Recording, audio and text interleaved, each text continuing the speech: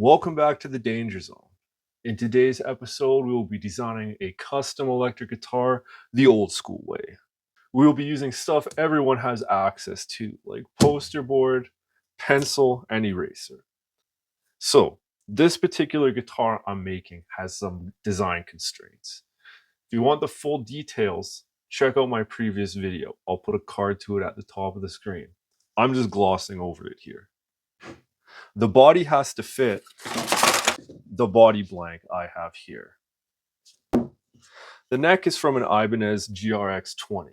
I'll be customizing the headstock, so it's going to end up looking completely different, but it is the basis of what we're doing. The guitar is going to have a vintage Stratocaster style bridge and 2 humbucking pickups. Aside from that, the world is my oyster. So the first thing I'm going to do is design the body. The first thing I did was cut out some poster board the size of the body blank. The next thing I'm going to do is draw a center line on the poster board pieces. This is important. All guitars are designed off a center line. It's pretty straightforward. Just picking the center of the poster board. If you wanted to make a lopsided guitar, you could really put the center line off to the side, but that's not what we're doing here.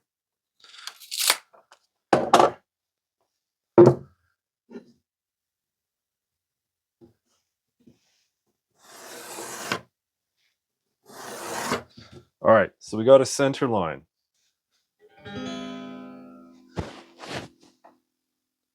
Now, because I'm lazy, I'm going to trace the body shape of another guitar onto this poster board. In this case, I'm using a Fender Jazzmaster.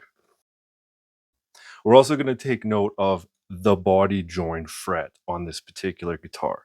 So we got our 15th. So this has a 16th fret body join.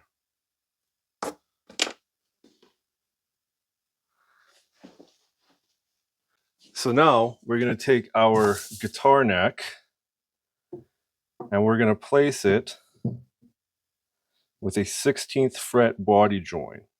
Okay, so you see the line I got here? And I got my 16th fret right here. Let's just double check 12, 13, 14, 15, 16. So that's lined up. So we got our 16th fret body join.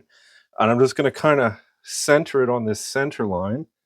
We don't need to be super exact at this point, but I'm just going to trace the shape of the neck onto here. So now we know where our neck pocket will be. Next thing we got to do is figure out our scale length. So to do that, you measure from the nut, the inside of the nut, to the 12th fret. Here we have a measurement of 12 3/4 of an inch. So you multiply that by 2, you will get 25.5-inch scale length. So what we're going to do is put our tape measure down here. And again, this is not super accurate at this point. This is just to give us an idea. And I'm going to mark on the center line 25.5 inches. So this is where the saddle of our high E string will rest. The other strings, because I won't go into it, but the other strings will be a little bit behind this line, but this is where our high E string is going to end. So now we have our rough body shape. We're not going to do the same shape as this. We got our scale length marked, and now we can go to town with our pencil and eraser, just designing our hearts away. You know what? I think I want to add a little bit of strat to the mix.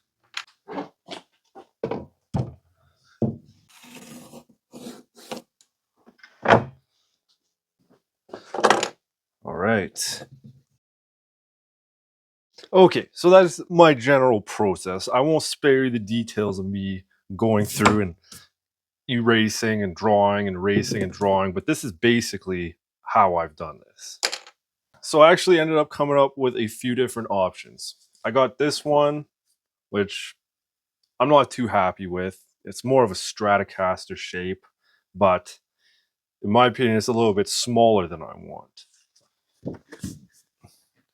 Then I got this shape, which is a lot more Stratocaster-like, but to be quite honest, this looks very close to the Ibanez GRX20. So it'll kind of defeat the heart of this project to go with something like this, because I'm trying to create something new, and this is essentially just creating the exact same thing the neck came off of. So what I'm going to end up going with is this shape, which is what you saw me starting with. It's based off the Jazzmaster. It's got some Stratocaster elements incorporated, and it's kind of got the more pointier horns that you might see on like a SG or a Viper, but it is different. It's its own shape. It's not something that I've ever seen before. So this is what we're going to run with for the shape of our custom guitar. What I'm going to do for this is I'm going to trace the existing headstock onto a piece of poster board. Again, because I'm lazy. So now, like with the body, I'm just going to go to town again with a pencil and eraser until I have something that I'm into. So I came out with a few headstock ideas here. I'll be honest, I'm not a fan of 6 on a side headstocks, unless they're on the other side of the head. I'm more of a 3 on a side guy, but I'm not opening that can of worms here. What's your preferred headstock layout? Let me know in the comments down below. Anyway, as far as 6 on a side headstocks go, I'm a fan of the Fender headstock, but at the same time, so many people make fake Fenders, it's really cheesy and played out. I'm also kind of into the Ibanez Black Eagle bass headstock. So because this is an Ibanez neck, I think it's fitting to base this headstock off the Black Eagle head with a bit of Fender thrown in as well, so it's not a full copy. So this is what you saw me drawing, which to me is kind of bland. I also did this, which is also kind of bland. Now this is the headstock I'm talking about that's based off the Black Eagle headstock with a little bit of Fender thrown into it. So this is a headstock we're going to be making for this guitar. So now we have the body shape and our head shape picked out. We have to design our pickguard. I could easily make this a non-pickguard guitar at this point, but it's kind of leaned towards guitars with pickguards. Also, it makes routing wires a lot easier and leaves a bit more latitude for pickup changes down the road. For example, if I wanted to swap out the 2 humbuckers to 3 single coils down the road, I could route out underneath the pickguard, make a new pickguard, and you wouldn't even know unless you took it apart. Anyway, for me, it's a design choice. So I'm going to take the base plate from the bridge I'm using and trace it out at the scale length. That means I got to take this bridge apart though.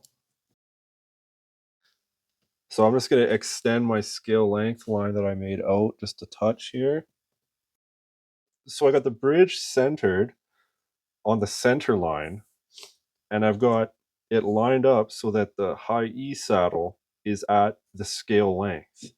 So now I'm just going to trace the outline of the bridge plate.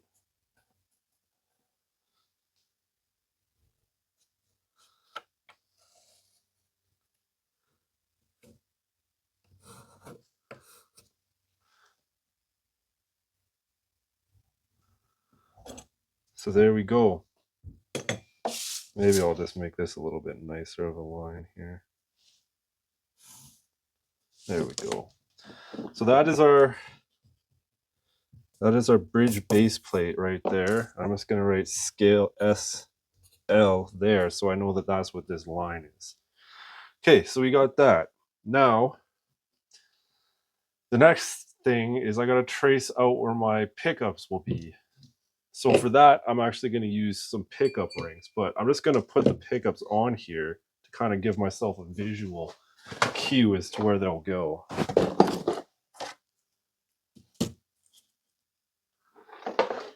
All right, so I got a couple pickup rings here. I got like a traditional square style, you know, that's got a little bit of wiggle room, but then I got this one off of Bill Lawrence pickup, but I don't think it's going to fit. No, so Bill Lawrence pickups are a little bit smaller, so I guess we'll be, I don't really like the look of that. I'm going to see if I got any other pickup ring.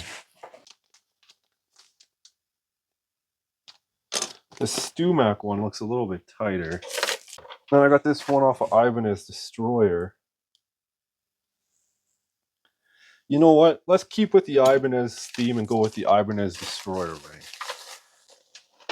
Not that it makes much of a difference. It's just more of a sentimental thing, really.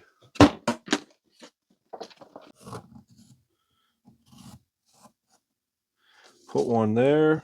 We'll figure out the details later. We're just doing a rough layout right now. All right, so we got 2 humbuckers. Okay, that looks about right. Now we got to figure out where the switch, the knobs, and the output jack will go. Yeah, you know what? I think I'm going to run with this. Might as well, right? All right, so now we got our layout. All right, so now we get to design our pickguard.